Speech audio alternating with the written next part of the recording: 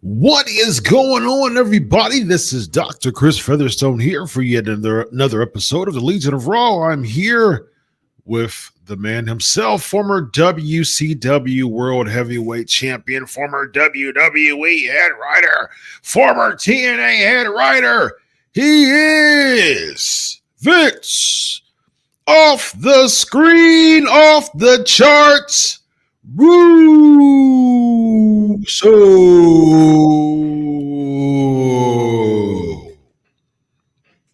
How are you, my friend?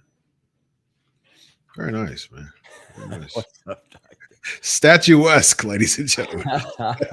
I swear, Doctor, I'm sitting here watching this show tonight, and like I'm really trying to.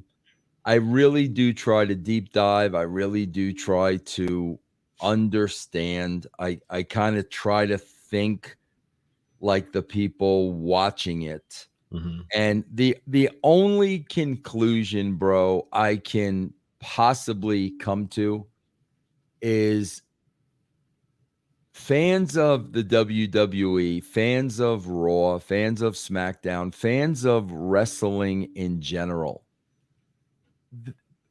Bro, that bar is so low.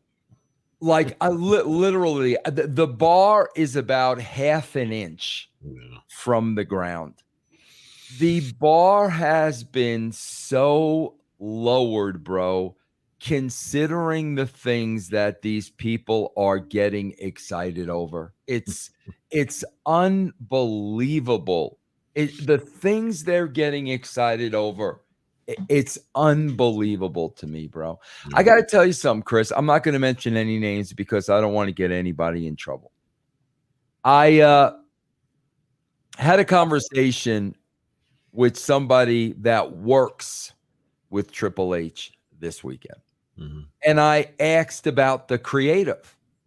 And the person told me flat out, Triple H likes to do everything on an even keel.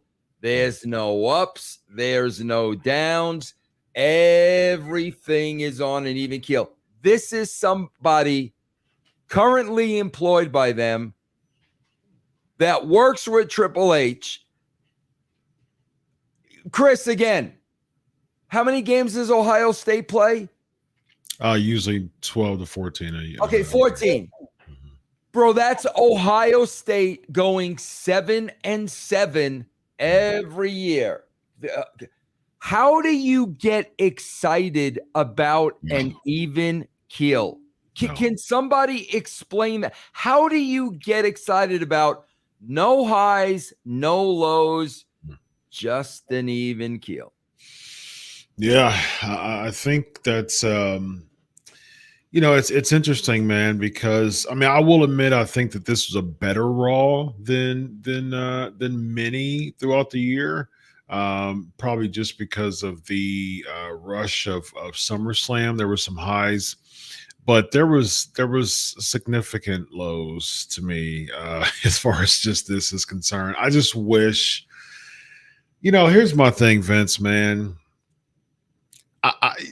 There's 3 hours a week, Vince, and I just wish that there was a lot more interest within the actual story arcs. I just wish that was the case, man. I couldn't care less about a Lyra Valkyria damage control run into Sonya. Like, I don't care about that. Like, give me a segment. Like, if you really want to push this Wyatt 6, if you really want to push, the Judgment Day stuff, why are we seeing stuff like Lyra Valkyria and stuff like that being thrown out just for some type of heel versus heel? We don't even know if damage control are heels or faces. We don't even know they made a turn.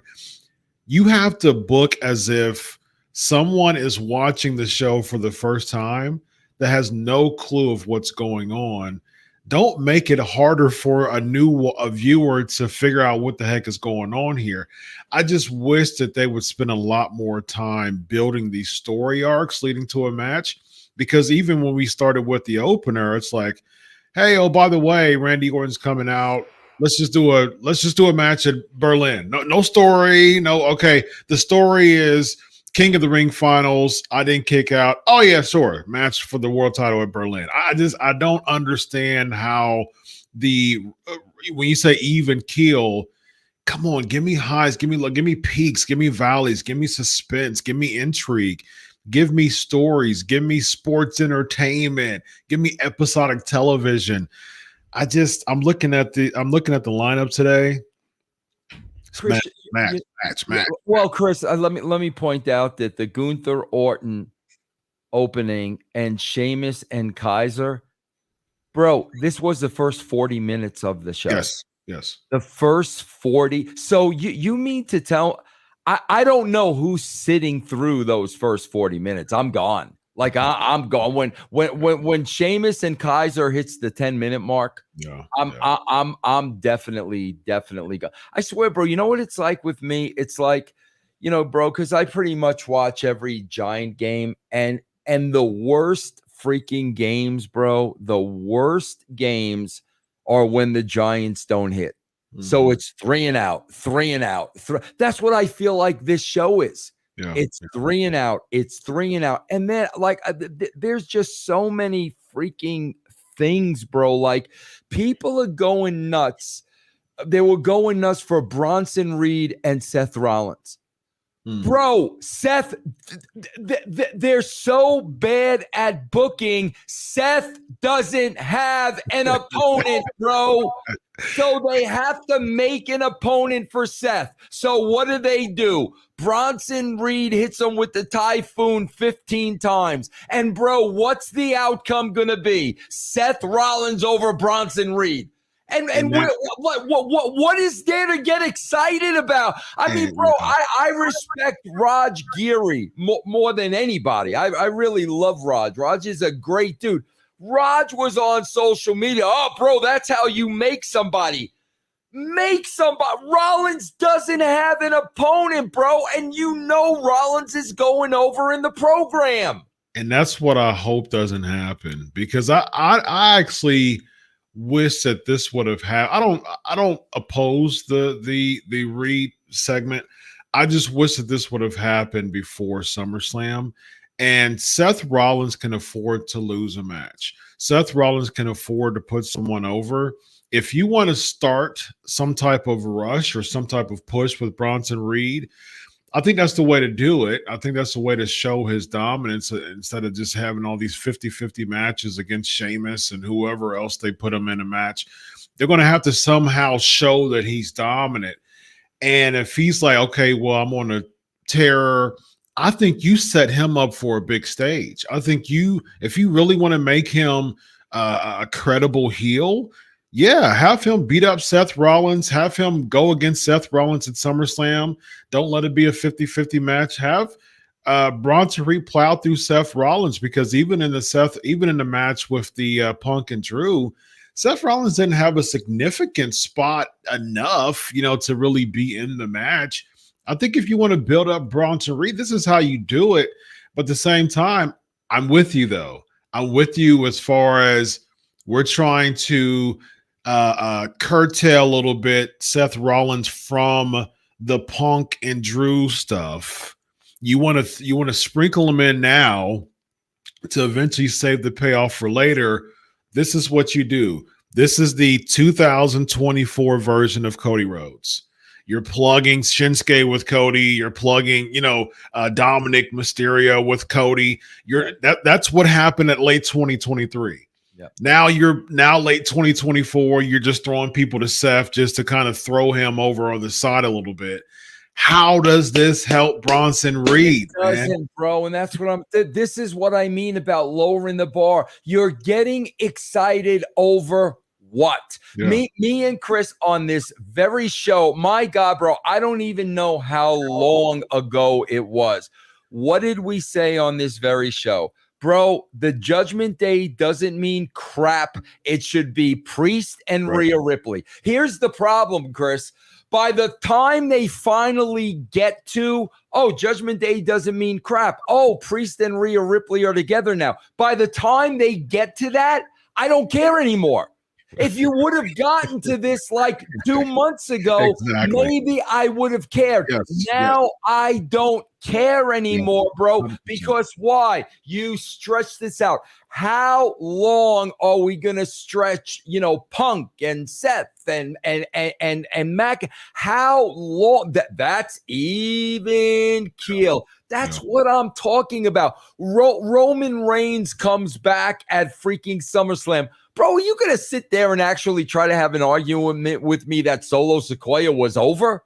Like, are you really going to try to convince me that the new bloodline was over? Come on. Like, that's what I'm talking about. This bar is so, bro, the Wyatt Sixes wrestling, bro. They're chanting, "This is awesome." Why? Before they even start wrestling. Why is that awesome? Exactly. So why is that awesome? You got 3 guys in Halloween costumes having a wrestling match. Yeah. Why is that awesome? Because people are we're in the cosplay universe, Vince, when it comes to the modern day WWE, fan base. It's just a world full of cosplay and misfits, man. And then they sit there and again, man, anything you put on the plate, they're going to eat it. Anything, bro. I swear it's unbelievable. That's what I had here. I had, about this is awesome, bro. They are so programmed. You might as well just sit freaking robots in that crowd, man. What was awesome about that? Like, somebody please tell me. Yeah. I'm with you, man. I just because it just seems like it's like a bunch of fans going to like a C-rated theater show and being like so excited about whatever is in the screen next to them. When it comes, and we'll get to the Wyatt Six because I have some issues. I do like a few things on here. Like I said, I liked a few things that was on here tonight. Maybe like 1 or 2, but I will say that's better than it's better than the drag that we saw. I'll say that. To me personally, this Raw was manageable to an extent. It wasn't a 3-hour drag fest like stretch fest or whatever. Come on, y'all. Let's not make that a big thing nowadays. But it wasn't a drag. It wasn't a stretch. It wasn't anything like that as much as it used to or has been. So I will say that. I will put it over in that way. But we'll go segment by segment. Let's go with David Duffett, $2. If Paul brought back Rocco, SummerSlam 92, FT would be more over. Bro, I swear to God, if Paul Ellering brought Rocco back, they would be chanting, "This is awesome." Yeah. I swear to God, they would be. There's no question in my mind. They would, Final Testament would be more over. Yeah. We got Baller B Scott 199. Thank you. Good show, but no whoop, no yeet. No whoop. Where's your sound? Where's your sound bite? Yeah, where's my sound bite? No yeet. There it is. No yeet. There it is. No yeet. Got trifecta. No yeet. We got Hannibal $5. Surprisingly, I like the Judgment Day segments, but why is the Wyatt Six going 50-50 game on the Creed brothers? Man, I'm just having a real hard time of why anybody like this show, man. I'm so sorry. Like I really am so sorry. Chris and I sat here and we told you that they telegraphed the Liv Morgan thing. Yes. And Liv Morgan's gonna go with Dominic at SummerSlam. Okay, bro. And now Liv Morgan is gonna get in the angle with Rhea Ripley. Bro, guess who's going over at the end of that angle? Rhea Ripley, and Liv Morgan's gonna go right back to where she started. Yeah, bro, it's this. So we know every single thing that's going.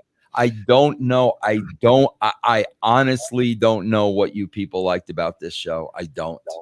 And to your and to that point, Vince, I again, man, it goes back to I wish that they would spend more segments. I don't care about a Sheamus Kaiser. I don't care about a Lyra Valkyria and Baszler stuff. I don't care about New Day and like I don't care about. You don't care that the New Day dressed up like the Ninja Turtles. No, I don't care. About All right, just want to make sure. Nope. You know I'm a New Day fan, but I don't care about. And then the guys, we got Odyssey Jones. Bro, can I remind you of 2 words? Bearcat. Yeah. Okay, so now we got a new Bearcat. We saw Odyssey Jones, and his name was Bearcat, bro, and they couldn't get the guy over. It'll be interesting to see. It seemed like it was still some dissension, and we'll get to that too. But yeah, all these segments that it's like, okay, so I just wish Miz and Truth against Grayson and you care about that, Chris? Don't care, bro. No, I don't care. What I do care about if you have stories, run with them. And if the story is Dom turned on Liv, that's one of the hottest things that came from SummerSlam. And the only thing you get from that is a Finn promo with them walking together in the backstage pink, lit room, dark room. Video game streak is over with, by the way. So shout out to that. No more video games, which is great. There it is. Yeet. Yeet. So yeah. Give me that story. We didn't get any type of promo from Liv, which would have got major heat, if she would have started off.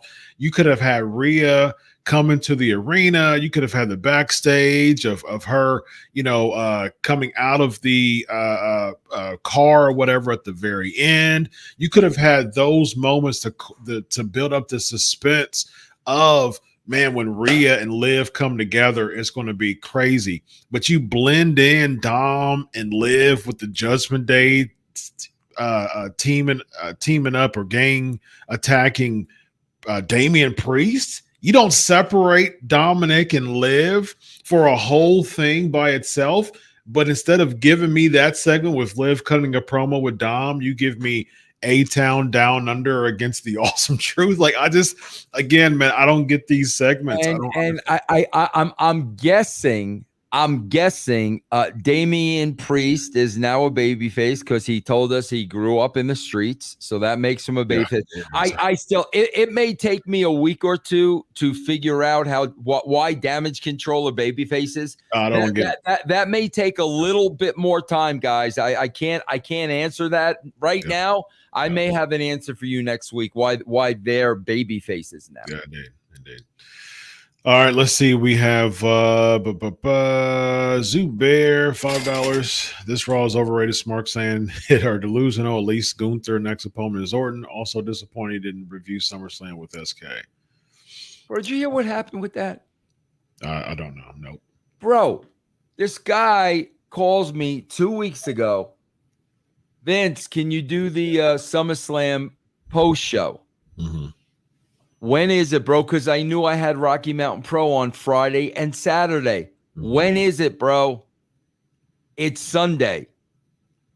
I said, are you sure SummerSlam is Sunday? Oh, yeah, Vince. Yeah, it's Sunday. I said, well, if it's Sunday, I can do it. I'll be home on Sunday. Friday and Saturday, I'm working for Rocky Mountain Pro.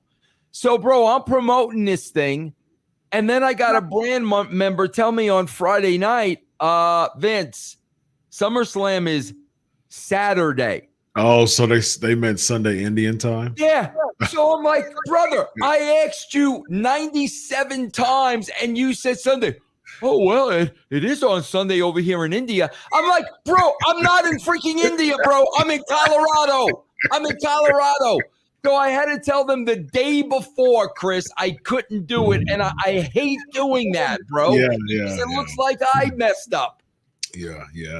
You are definitely one of the most loyal people I know. Oh my gosh, bro! Sunday in India. Oh, okay. I'll set my clock up, bro, to India time, so I know what time it is. Yes, indeed. Oh, Eve. $2 awesome sauce. They tease New Day breaking up Goat Raw, in my opinion. Goat Raw, greatest of all time Raw. oh God, come! I know Awesome Sauce. He's a brand member, bro. Come on, you got. I swear, bro. I hope you guys that whoever thinks this was the greatest Raw of all time, I hope you guys don't root for professional teams. I really don't, because if they have a 500 season, you guys are gonna say it was a great season. Yeah, Ohio State to me is so you said 7-7, good, great season. Yeah, because we got 7 wins, man, and those losses, they were great season, bro. And so to me, it's usually not even 7-7. It's worse than that. Today was like an 8-6 to me, maybe even a 9-5. But as an Ohio State fan, I will never take that. Get excited and root for a 9-5 season. Never, ever. This is what I mean. There were a lot of comments like this. Honestly, like, what are you talking about? I don't know what you're talking about, because Damian Priest is now a babyface with Rhea Ripley. Bro, Judgment Day sucks. They've always sucked. They've never, ever been over, bro, because the Wyatt Six wrestled the Beverly Brothers. Seriously, like, what are we measuring this against? I think the pace was better this week. I'll say that. I think probably here's the thing, Vince. This is how people think psychologically. When you give them the standard and you condition it, it's if you raise it just a hair. You're right, Chris. You're right. It's different. It's new. It's better. You know what I mean? Even if better is still subpar, it's still better, in people's opinion. So what they do is they react to it as if it's the best, or if it's You're right. You're right. I mean, it's called the anchor effect. And so what you do is, like, that happens a lot when it comes to anchoring effect. And so what happens, like, say for instance, if you are going to a shop, for instance. So if there's a shirt that's like $60 at Nordstrom's or something like that. And so what happens is, it's $60, but it's only probably wholesale $15-20 you paid for it. It's $60. You set the bar here, and then what happens is, once you bring it down to $30, people are like, "Oh my gosh, clearance!" What I mean. And so, but at the end of the day, it's still much higher than retail. So it's people will settle for anything, even if they're kind of deceived to believe that this deal is better. You know what I mean? And so that's what happens a lot when it comes to psyche. Even if they feel like the deal is better, but it's really not, they still feel like it's a steal and they're benefiting from it. And so this happens a lot when it comes to pro wrestling fans as well. Okay. I mean, I like I said, man, I really, really, really try to understand. I really do, bro. But I got your back, man, psychologically, man. All right, let's do who's next? Here we go. Zubair, $20. This past weekend, I had family over and watched SmackDown and SummerSlam. They literally were wondering who are these wrestlers. My uncle once said these wrestlers look like nobodies. I think compared to the past. They did praise Gunther Priest, though. Okay, well, there's your focus group from someone who don't even, someone who don't watch the show. There you go. We got Zubair, $2. White 6 and American made 50-50. Talk about lose. Yeah. I'm gonna eviscerate that. Yeah. David, $2. WWE's Dr. Britt Baker. I know who she is. What's your thoughts on Britt Baker? I like Britt Baker, but yeah. Bro, again, a guy working with Triple H, he does everything on an even keel. Mm-hmm. Okay, bro, if we do everything on an even keel, nobody's getting over. So bring Britt Baker in and let's do Britt Baker on an even keel, and Britt Baker will never get over. Of course. Man. We got David, no Priest or Rhea, Apple Dumpling Gang now official. Oh, that's the new Judgment Day name, Apple Dumpling Gang. There you go. Dez, what's up, my man? $4.99. Bunch of matches, no build up. Where did Rollins Bronson come from? Orton Gunther. What did Orton do to become number one contender? Blessings, Dr. Chris and VR. See, that's what I mean, Des. That's what those are very simple questions. Yep. But we don't even ask them anymore. We don't need. Oh my God! Yeah. Randy Orton's gonna wrestle Gunther. Oh my God! And bro, they're gonna take the title off of Gunther after 3 weeks. Yeah, you think? Yeah, bro. So sit through the match between Randy Orton and Gunther, bro, so you can watch the unpredictable finish, because we don't know what Triple H is gonna do, bro. Oh my God, we have no idea who's gonna go over in that match. Oh my God, awesome. Please, bro. This is awesome. This is awesome. Zubair, $20. Missed opportunity following up Drew and Punk Chase McIntyre. Exactly. Nothing happens. Right. Thank you. A great swerve idea for SummerSlam should have been Rock replacing Solo against Cody, meaning Rock in control, not Solo, and Roman returns. That'll never happen. Something like that, Zubar will never, ever. Zubar.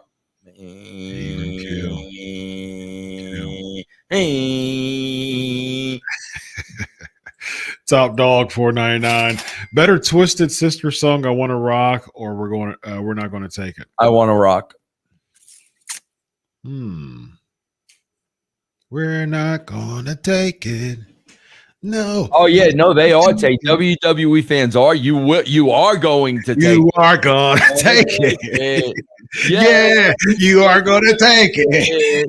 You are gonna take it. More and more.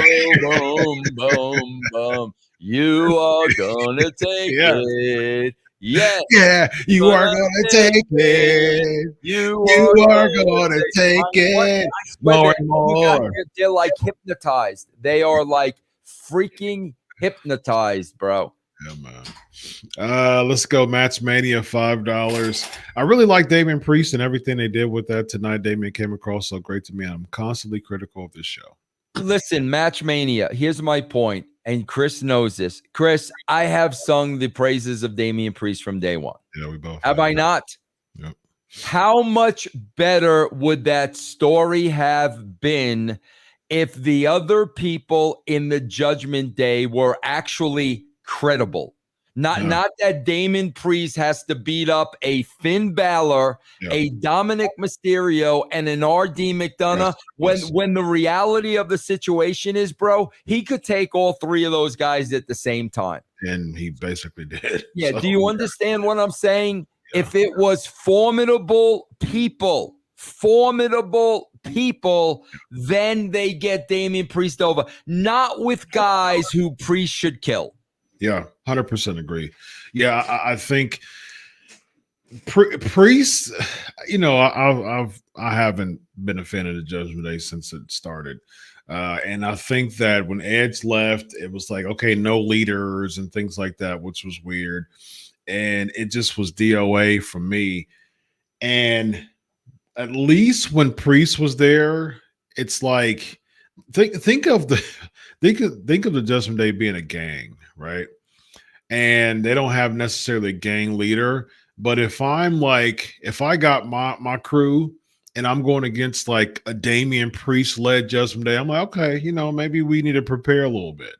Now the Judgment Day is led by Finn Balor and JD and Dominic and Carlito. They're like, oh, okay, well, it's a step down. You want to know something? You know, I'm sure you know. You know who Marty the Moth is? Marty Casals. Marty. Yeah, I work with Marty at Rocky Mountain Pro. Mhm. So Marty was kind of in this angle, in this feud with this tag team that was half his size. Mhm. So I booked Marty. I booked a 3-way ladder match with the tag team and Marty. So Marty's the babyface, and you got the two heels. Yep. So the two heels said to me, why would Marty accept a ladder match where it's clearly 2-on-1? Why would Marty accept that? And you know what I said? What's that? Because Marty can kill the both of you. Mm. Have you looked at Marty? Have you looked in the mirror? Marty knows that he can kill the both of you.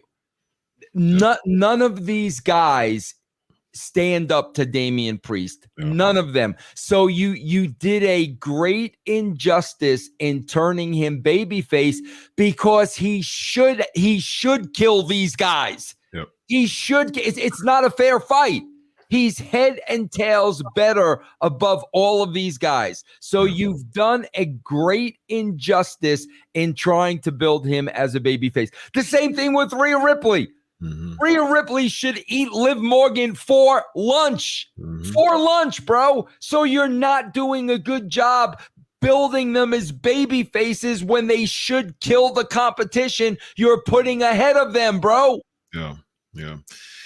Especially since you don't give me, again, man, the payoff or the next step or the next page of the saga is Dominic helping the Judgment Day and Rhea coming out. I just, again, man, that doesn't. How are you helping Rhea Ripley if you're burying Dominic and Liv inside the Judgment Day still, and the Judgment Day is what has caused Dominic to not get as much heat as he would? You had an opportunity to put Dominic aside, and he had a bunch of heat. He had this just kind of solo moment, standalone moment.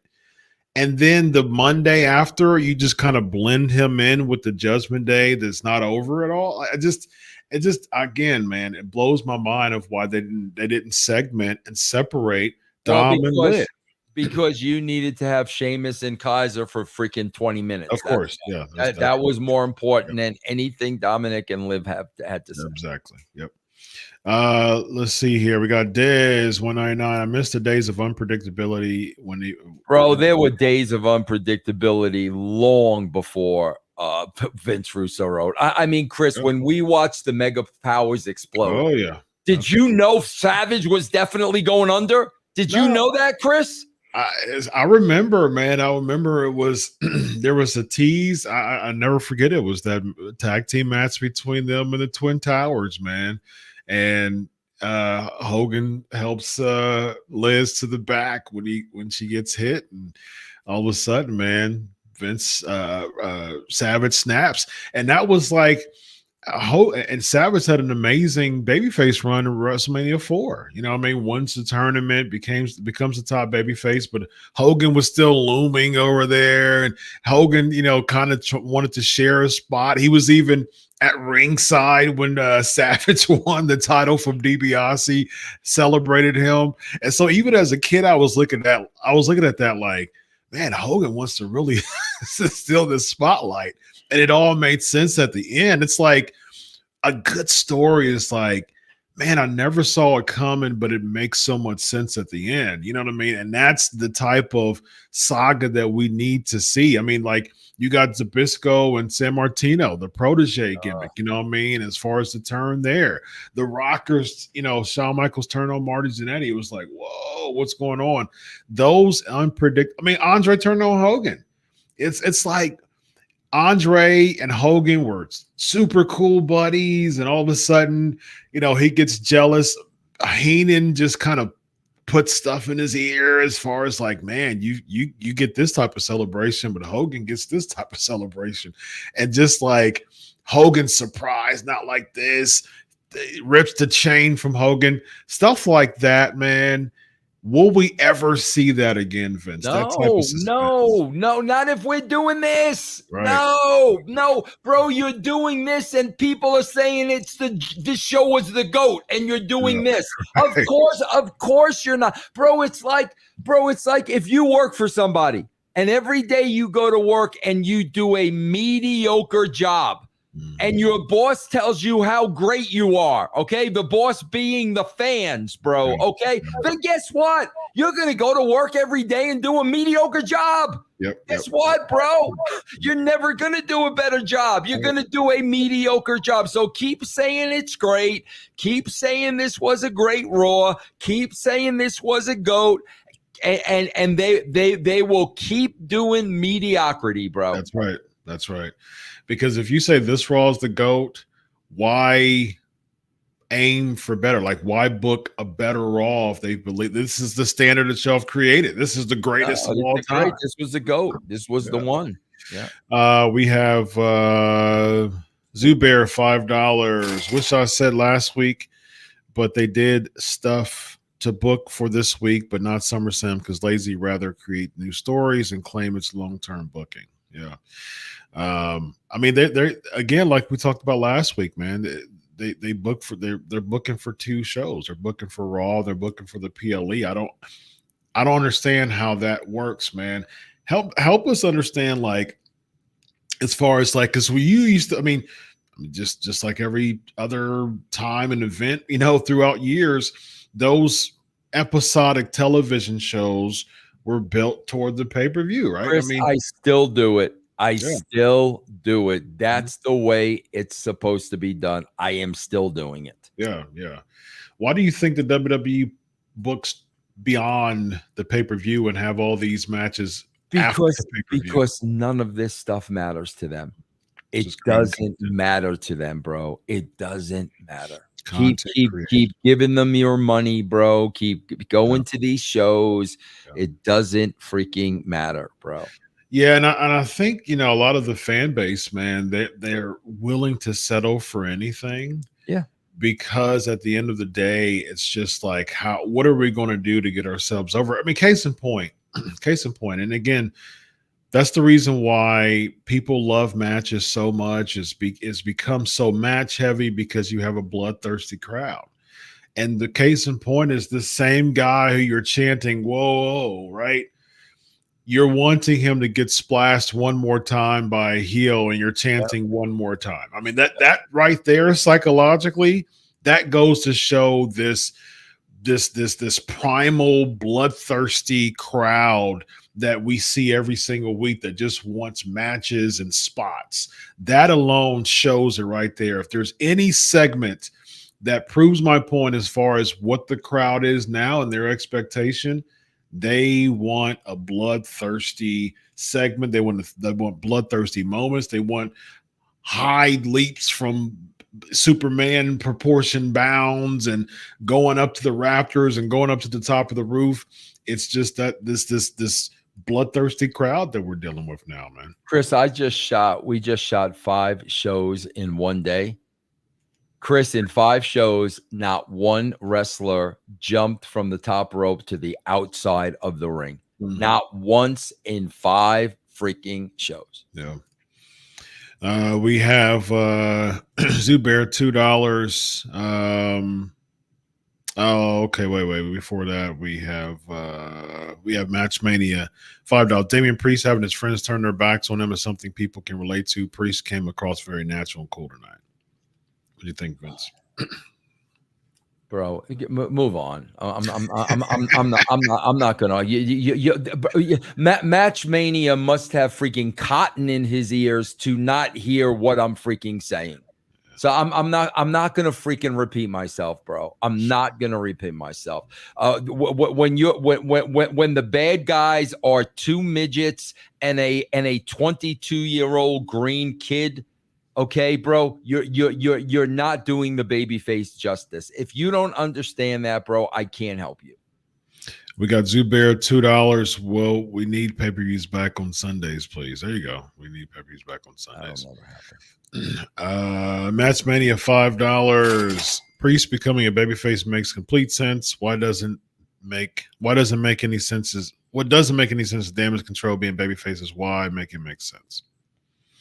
What do you think, Vince? I'm not arguing with Matchmania. I'm not arguing with this dude, bro. What about Damage Control? Whatever he thinks is right. What do you think about Damage Control being babyfaces? His comment. We talked about that.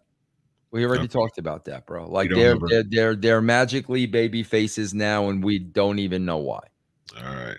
We got Cedric Martin 199. Yeah, guns in. Thank you, Cedric. Yes, Chris, put your guns in, please. Come on, man. Cheer me up, Chris. There you go, ladies and gentlemen. There you go. Guns up. We got Michael. I think, Vince, you need a therapy session with me after tonight, man.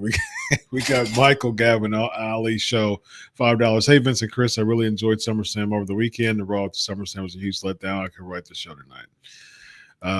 Yeah, I think SummerSlam was a solid show too. I mean, I imagine you didn't watch it, Vince. But yeah, I think it was a solid show. It was solid. Let's see. We got West Hill, $10. One of my favorite AE moments, Attitude Era, was when Taker captured Stephanie and Taker demanded docs from Vince, but would only tell Vince where Steph was if Austin delivered them. That entire episode was epic. Chris, Wes, why do you want that when you could have R.D. McDonough against Damian Priest? Very nice. Like, seriously, why would you want that? Why would you want that kind of television, bro? Come on. Absolutely. Yes, indeed. Are those crickets? Yes. Oh my God. There's no answer to that question. You're looking for a soundbite there.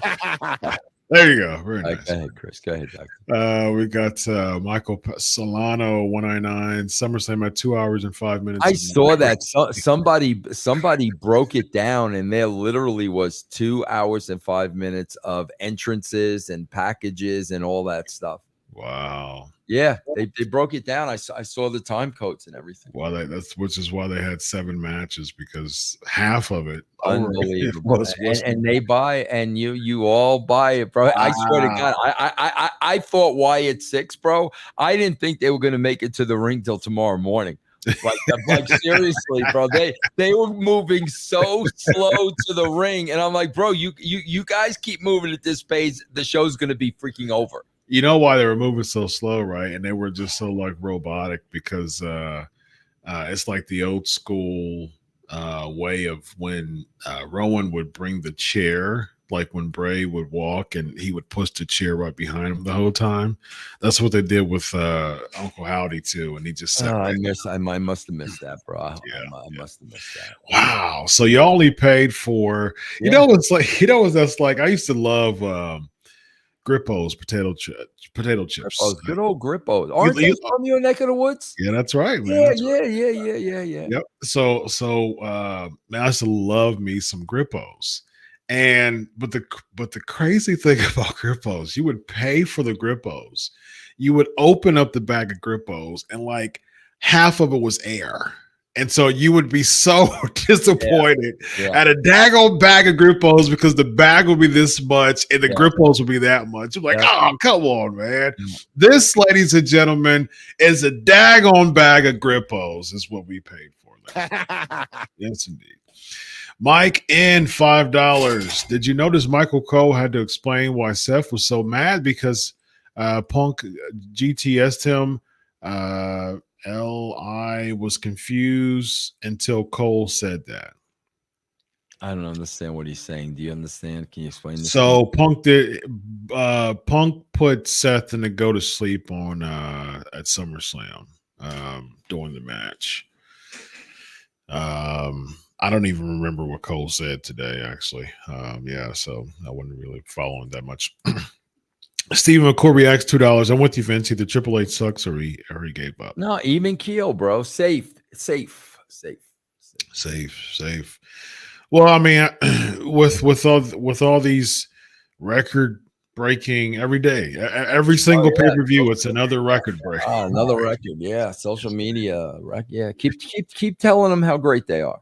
Yeah, it's the most watched SummerSlam of all time. It's Yeah. going to be the most watched Bash of Berlin of all time, although Yeah. it's the very first one. Yeah. It's going to be the most watched Hell in a Cell of all time. It's the most watched of all time, every single pay-per-view. So keep we got telling David them, Duff. keep telling them how great they are. That's right, man. $2. Dom, Liv, Rhea, Archie, Betty, Veronica. Yes, Archie. Yes. Yes, indeed. We got Stat Padford. What 199? What year approximately? When the writers left, bro. When the writers left, you could trace it all the way back to October of 1999. There you go. Awesome Sauce, $2. What's your GOAT angle? I got Lauper, CPT, Lou, and 84. What's your favorite all-time favorite angle, Vince? Wow. That's hard. What's yours, Chris? Sting Flair. Yeah. Built the Sting Flair when he was a horseman, and then he won the number one contendership. Horseman turned on him as Clash of Champions in January 1990. He had a match, and that's when he got hurt. That's when the daggone what was the robot? that was weird. And then he came back, Great American Bash of 1990, and won his first World Heavyweight Championship. Yeah. So that's my. Bro, you know, did you hear, bro? I heard I was with a D'Lo over the weekend, and D'Lo was telling me that RoboCop. That's his name, RoboCop. RoboCop. Bro, I didn't hear this, but D'Lo was telling me that freaking Bob Backlund has dementia. Have you heard that? Oh man, that broke my heart. I had no idea, man. Yeah, sad. Yeah. How old is he now? He's in his 80s now, isn't he? Yeah. Was he a freaking treasure, man? Unbelievable. Yeah. 74. He's only 74. So yeah. Sad to see. Let's see. All right, cool. That's all the super chats for now. All right, Vince. I'm going to give you the reins, man. Take us. We already did Gunther Orton 3 weeks. Sheamus Kaiser 40 freaking minutes. Priest cut his promo and Balor was on the Titantron. Debuting the new Judgment Day, I guess. Huh? Whatever. Priest was in there with Reed. Velcro against Baszler. Heel heat. Got damage control out. See that again, has Velcro not been teaming with the Whoop Whoops? Yes, she has. Yeah. And where was the Whoop Whoops when the three of them were beating down Velcro? They were partying, Vince. We talked about this. They come, then they party. Then they come, then they party. They're partying. They come, they party. Then we had Final Testament, I guess in the back or something. The Beverly Brothers and Niles and Maxine and Gable. Yeah. Oh yeah. Was that before the pro? Punk, that was before the Punk Rollins McIntyre in the crowd. Reed destroys Rollins. Yeah, that's right. Yeah. And again, guys, please make a note on this day when everybody was saying, "Oh, this is how you make somebody," and everybody's carrying on like complete idiots online. Please mark down August 5th, 2024. Vince said that Seth Rollins didn't have an opponent. So they had Bronson Reed splash Seth numerous times, only for them to have a match and have Seth go over Bronson Reed. And then Bronson Reed will be right back to exactly where he was. Can somebody please jot that note down, please? Thank you. I think that's sad to me. I really wish that's not the case, but they're going to build up Seth, man, for Punk or whoever else is going to do. Why do we need Seth to beat Bronson at this time? Like, Seth is already a made, star. You've had Bronson and Reed lose, 4 out of 7 matches, at one particular time, at one particular block. Now you're going to just have him be fodder for Seth Rollins. I don't understand. It doesn't make any sense to me whatsoever. And you know what makes it even worse, Vince? You just had Bronson Reed give him 6 tsunamis, completely take him out. So if Seth beats Bronson Reed, that's just showing everybody that even 6 tsunamis couldn't stop someone who's smaller than he is. Bro, how does that make him look? They could have put anybody in the Bronson Reed spot and do the same exact Correct. thing. They just chose Bronson Reed.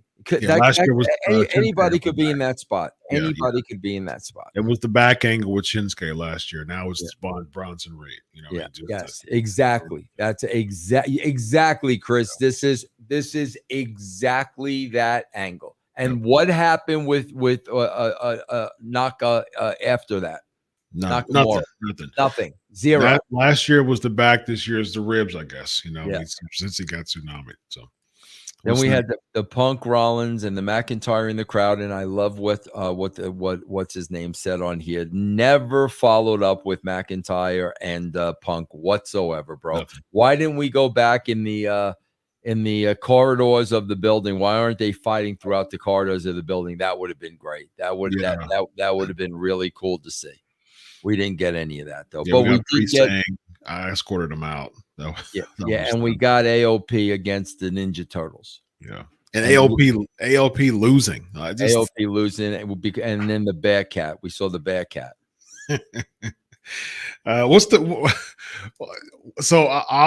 Obviously, again, what's the payoff for this? It seems like Xavier Woods was still a little jelly that Kofi got Odyssey. So is this a stretch to eventually have Xavier Woods turn? Bro, like bro, we've said this several times. They drag things out to the point of us not caring. We've said this many times, bro. Yep, absolutely. I mean, Odyssey looked impressive, though. I mean, I'll give him that. He's a big dude. I mean, he's a big dude. There's no question about that. Absolutely. Bro, I got here? ND and / Jones. What is this? ND / Jones. What is this after McDonough's promo? Maybe New Day and the Jones. They had a backstage little thing when they were talking together. Yeah. We got a super chat real quick. Cedric Martin, when people say it's a different time regarding the product, Dr. Chris, I love how you brilliantly pointed out it doesn't make it better. Yeah, it doesn't make it better. Thank you very much. Then Miss Truth against God. And bro, what happened to the I swear to God, bro, this is where the WWE universe gets me sick to my stomach. Okay, because there is no freaking brand split, bro. There is no brand split. Anybody can be on whatever show they want. And Chris, guess what? When it's gonna come time to the draft, they're gonna sucker you right in again, bro. Because you're gonna get all excited about the draft like you always do, and then a month later, anybody can go on any show. That's exactly what I'm talking about. Yeah. Exactly what I'm talking about. Yeah, I remember back in the day when the draft, I like the draft split just because I think it's just overkill right now, even with Raw, especially if you have it's already a bloated roster. It's already that. But if back in the day, the draft split meant more because there would be matches at a pay-per-view, which culminated into it made the draft, the interpromotional matches, it made it mean something at the pay-per-view. And they used to have just brand exclusive pay-per-views too, which I think was a cool idea. With all these pay-per-views that we see now, like, why not make brand exclusive? If you want to really make this draft something and Raw and SmackDown 2 different entities, okay, do it. And 1 and 2, if there's anybody that you want to bring over from SmackDown, why in the heck would it be A-Town Down Under against the Awesome Truth, man? Is that what you want to represent for this inter-promotion, inter-brand type of deal? It just doesn't make any sense to me why they would showcase this match, man. Means absolutely nothing to Raw. Absolutely nothing, bro. What's next? Then you did the McDonough and Priest, and Balor comes out. They pile on. Liv Morgan makes the save for Balor. Morgan kicks Priest. That brings out Rhea Ripley. Dom saves Liv from Rhea Ripley. Rhea Ripley and Priest are up. And I just my 3 words here. How long ago? How long ago should this have happened? Yeah. Yep. Agreed. Then the Damage Control got attacked in the back, and Shayna Baszler was kicking Dakota Kai. What was it? Who's that? Dakota Kai? Is that Dakota Kai? Was kicking her like a 3-year-old. Yeah. This is supposed to be. This is supposed to be an MMA fighter that could kill you, and she was kicking her like she was a 3-year-old. Yes, okay. indeed. Yes. Oh my God, bro! Here's my biggest note of the night.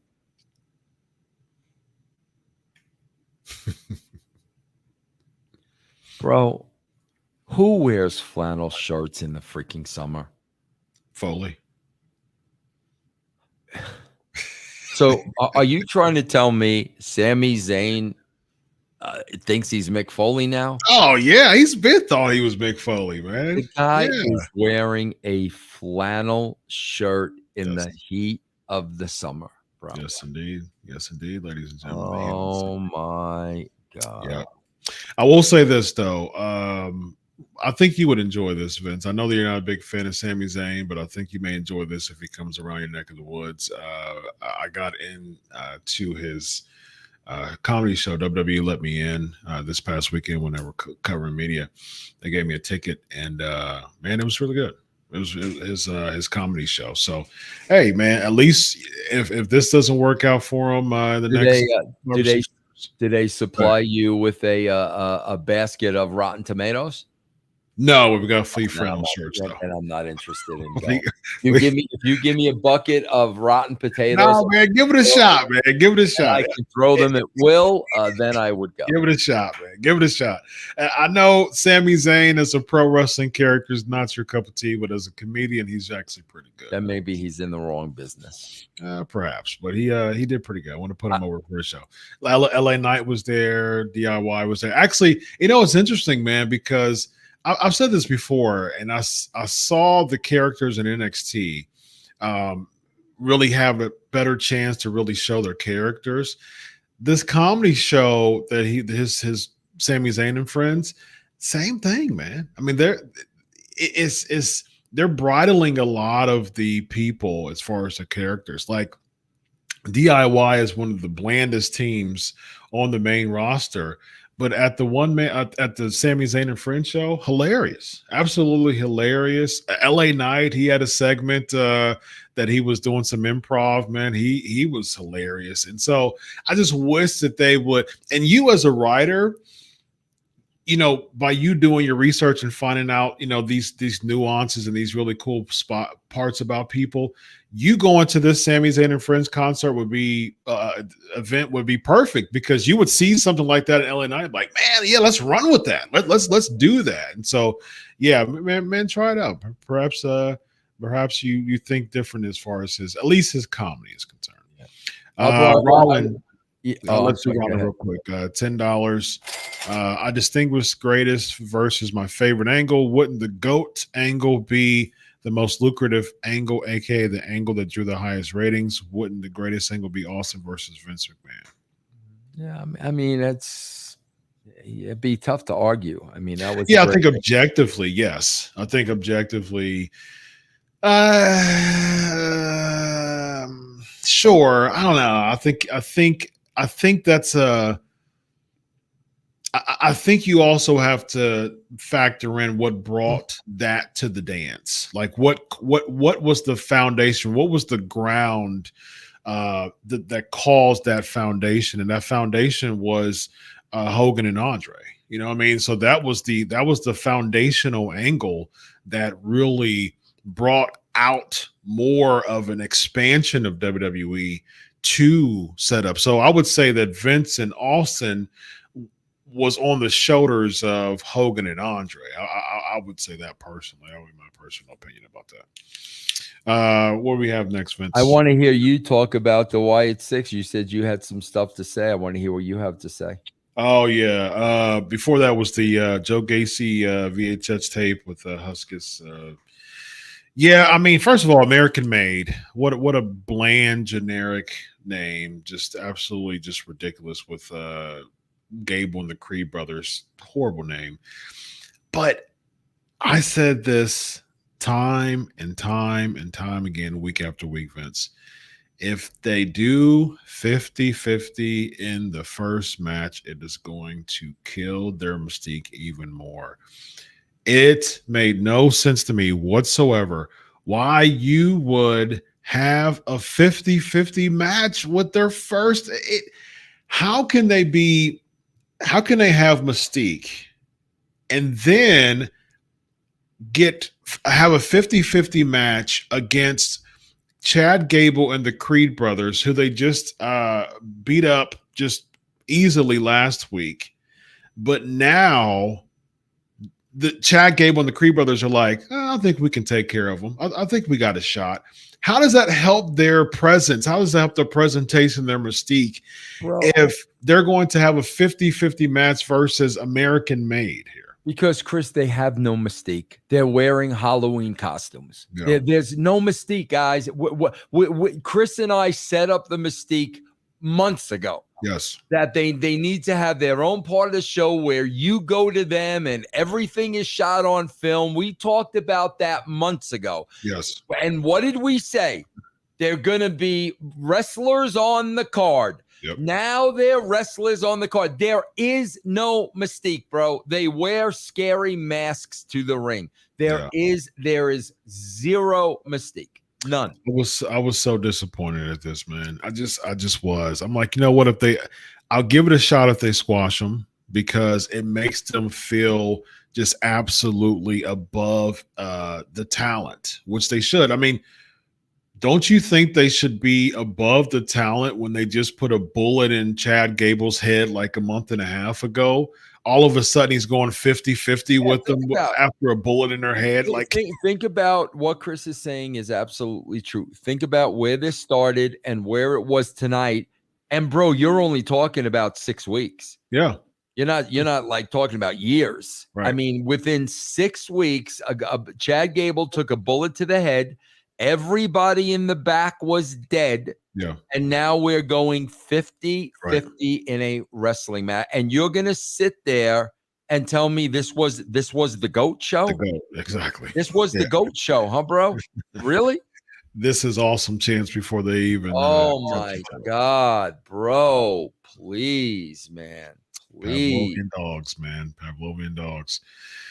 We got Rollin $5. I don't know which woman's angle drew the most money ratings, but Trish Stratus versus Mickey James is my choice for GOAT women's angle. What say you guys? What's your favorite women's angle, Vince? Bro, I mean, Moolah and Wendy Richter. Like, I don't know if there's ever been a more popular angle than that. Nice. Ah, man. Yeah. Yeah, Mo and Richter. Yeah, because he had the title for several years, right? And then it was Cyndi Lauper, and it was MTV, and it was Captain Lou, and it was all that stuff, man. Yeah, I can't even. Yeah, that's really hard to argue. Yeah. Let's see. Awesome Sauce $2. Lou and Lauper bought WWE to the mainstream, not Andre. Nobody said Andre bought WWE to the mainstream. Who said that? I didn't. I said and Hulk Hogan brought WWE to the mainstream. Now, as much as I love Lou Albano, I wish I could say that, but come on, bro. Hulk Hogan brought WWE to the mainstream. Yeah, I said Austin and McMahon was on the shoulders of Hogan and Andre. Yeah, Andre was used as a viable opponent for Hogan, who was the one who was all about the Rock and wrestling as far as just taking it to the next level. Yeah. So Lou and Lauper was with Hogan. So like Hogan was the one who transcended the business in that way.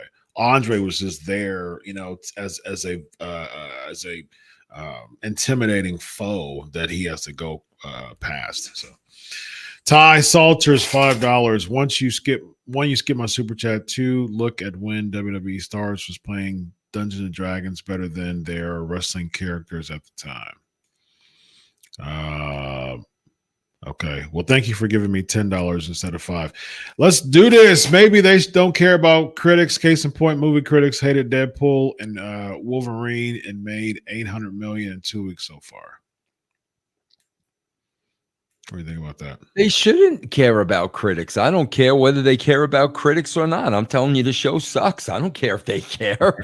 Why would they care, bro? You know, again, I'm going to go back to the baseball analogy. If you've got a baseball team that's 62 and 100, because you play 162 games, and they're selling out every single game, why should management care? Yeah, they're not going to care if they're selling out every game. What does it matter? Exactly. So I could care less that they did. Obviously, they don't care about the critics. If they had any pride in their show, it wouldn't be this bad. True. Yeah. And to your point, I mean, I don't care that they don't care about critics. I mean, I don't either. We get paid to talk about the shows. They can do whatever they want to do. It's not no effect on me. Yeah. I don't lose any sleep because Raw's doing well. I mean, that didn't bother me at all. Matter of fact, we got Guns Out, Kevin Murray. This right here is the reason why we get paid to talk about the show. Guns Out, ladies and gentlemen. Guns Out. Listen, I'm gonna make this. I'm gonna make this blanket statement. Let me just say this. Whoever is in this room, whoever is watching this show, whatever. If you think this show was the GOAT, okay, then you obviously have not seen what you obviously did not see the wrestling that Dr. Chris and myself saw. Sure. It's that simple. And if you are a true wrestling fan, bro, I am a true baseball fan. Okay, I can go back to players who played baseball before I was even freaking born, bro. Okay, I could talk about players that were retired before I was born. Okay, and I certainly can talk about baseball players up until the age of me being 10 years old. You know, the Pete Roses and the Roberto Clementes and the Reggie Jacksons and the Joe Morgans and all those people. Okay. If you're a real wrestling fan, bro, then do freaking research. Yeah. Do research and go online and go watch what Dr. Chris and I were talking about, and then come back here and tell me this is the GOAT. You're out of you. And if you truly believe that, you're brainwashed. Yeah. You are brainwashed and you are nothing more than a robot. If you think this show is the GOAT, then you have not watched professional wrestling, bro. Well said, man. Well said. I agree with you 100%, man, especially from a standpoint of watching wrestling. I mean, like you said, you were watching baseball, you know, before, you know, researching before you were even born. I've been researching wrestling. I mean, you know how much of a wrestling historian I've become, man. I know wrestling facts from the 60s, and I've seen it. I've seen tapes, I've seen clips, I've seen documentaries. And to say that a 2024 Raw has been on air since January of 1993. And you come to tell me 31 and a half years later, after all of the record-breaking segments, I mean, This Is Your Life was a record-breaking segment, and it wasn't even a wrestling segment. And you're coming to tell me that 1.8 million people have a say-so versus 6 million people 25 years ago as far as what the GOAT is. If you want to pull a Rollin and pull the stats out, these stats don't prove that this show was a GOAT by any stretch. Now, it may be a GOAT to the 1.8 million people who are going to watch it regardless, but it sure as heck ain't no GOAT to the people bro. that would cause them to want to come to watch the show. And I'm the guy that has said the WrestleMania 1 through 3 years was better than anything I ever wrote. Sure, I've said that. So it's not, oh yeah, Vince, because the attitude of bull crap. I've said on the record, the first 3 years of WrestleMania was better than anything I ever wrote. Okay, so don't tell me, oh yeah, bro, because you wrote, but bull crap, bro, bull crap. I go, the Bruno days were 10 times better than this, 10 times. Yeah. We got Ty Salters $5. No offense, but baseball always puts me to sleep. But also, to be fair, I don't want baseball anymore. I don't want basketball anymore. Watch basketball anymore. He said one, but I think watch basketball anymore because I saw Kings in the 80s and 90s, not jokes. Yeah, I mean that the second half proves his wrestling point, though. I mean, like it seems like he's he defends all things wrestling. But at the same token, his second point goes to show why people shouldn't defend all things wrestling, because he said that he doesn't watch basketball anymore because the heydays were the 80s and 90s. I mean, the heydays of wrestling is not 2024. It's 80s, 90s, 70s. And I think at this point, man, look, Vince, here's the thing, man. I'm blessed to be able to work with you and to work with Sportskeeda and to get, pay good money to talk about wrestling. I mean, like I told you before, man, my great grandma, I'm doing this in honor of her. She passed away almost 30 years ago. She raised me. She would be proud of me. She would be proud of me for going to SummerSlam this past weekend. She would be proud of me for being a businessman that I am. How much of a businessman I am, being a businessman and taking dreams and cashing out on dreams. That's my whole life now. I want to be a doctor. I want to be a college professor. I want to be, in the journalism business. And I'm all three of those right now. So I think from that standpoint, my grandma would be proud of me. My friends are proud of me, especially my wife is proud of me. So I take this job seriously, and my goal is to have fun in everything that I do, and that's what I did, and that's what I do. And I love working here. I love the SK Nation, but at the same time, there's absolutely zero point. There's absolutely zero chance that you will get me over here every week marking out about this show, because I've been watching wrestling for almost 40 years, and I just can't do it, man. Chris, I opened up this show saying I had a conversation of somebody who works with Triple H, and the person who works with Triple H told me his philosophy was streamline, mainline. Yep. No ups, no downs, mainline. What I'm saying, bro, is okay, on this show, Sportskeeda pays me. Sportskeeda pays Chris. When I do Russo's brand, subscribers pay me. Okay? What I'm telling you, bro, is when I'm getting paid to do a job, and especially when fans are paying me to do a job, I ain't doing this, bro. Yeah, good because point. You know what? Great. You know why? If I'm doing this, guess what, man? I'm not giving you your money's worth, bro. Anybody, I'm not going to take your money doing this, because there's 8,000 wrestling shows out there and you can go listen to all of those, bro. 100%. So there is not a single show I go on where I do this. And what I'm saying is this is not good enough for me, bro. If this is good enough for you, then, bro, you've got a very, very, very, very low standard. But don't freaking sit there and tell me what you're watching is the GOAT when me and Chris talk about things that you've never even heard of, bro. This ain't the GOAT, bro. You know what this is? This is GOAT shite.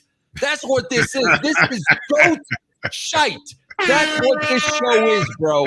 And I'm sorry, man. I don't lower the bar for anybody. And when I was writing for WWE, WCW, TNA, whether you liked what I wrote or not, I never sleptwalked through any freaking show that I wrote.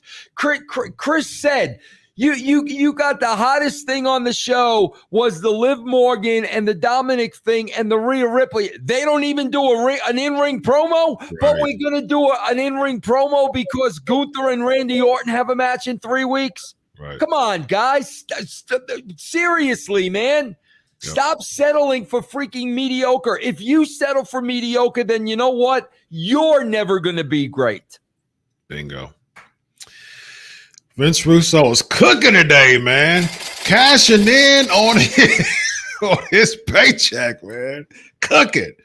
There you go, man. We got he's ready. What you got? What you got, Vince? I know you looking over there.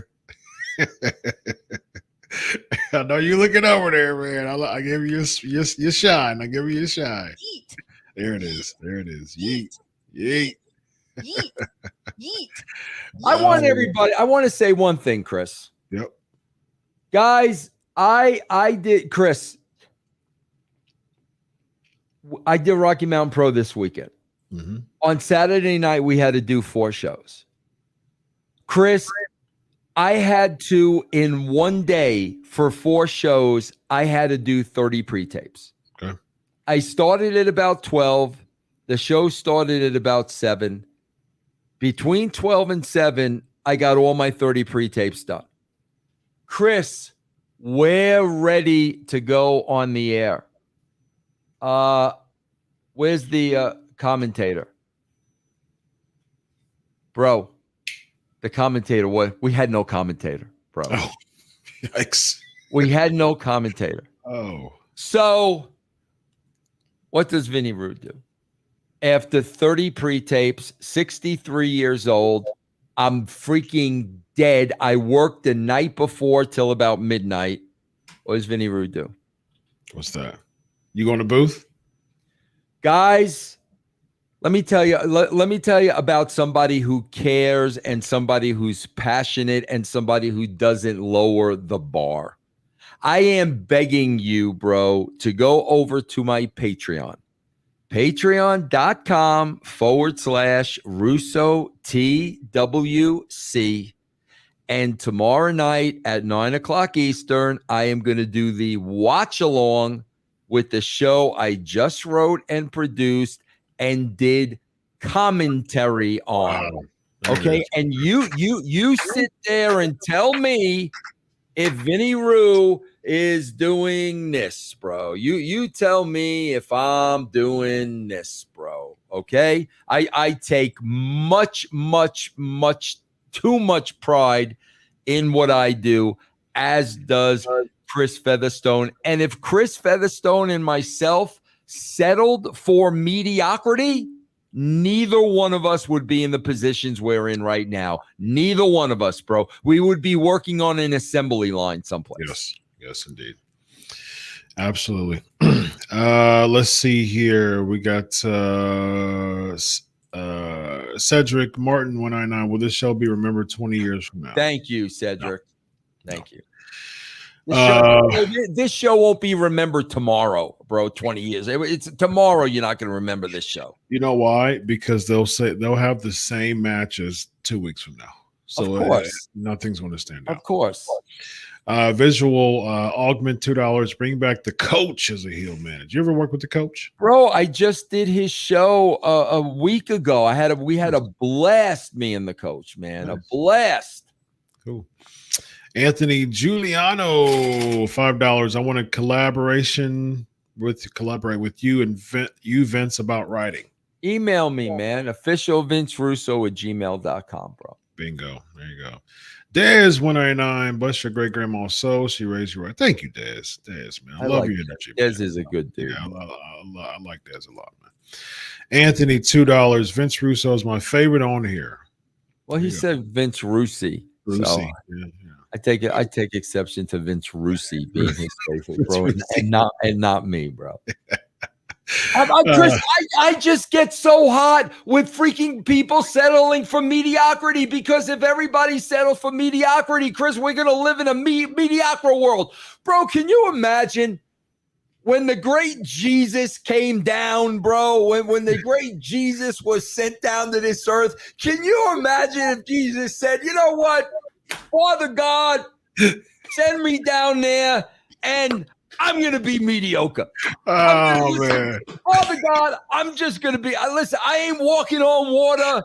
I'm not making 100 loaves of bread. Right, I'm not turning water to wine. I'm just gonna go down, bro.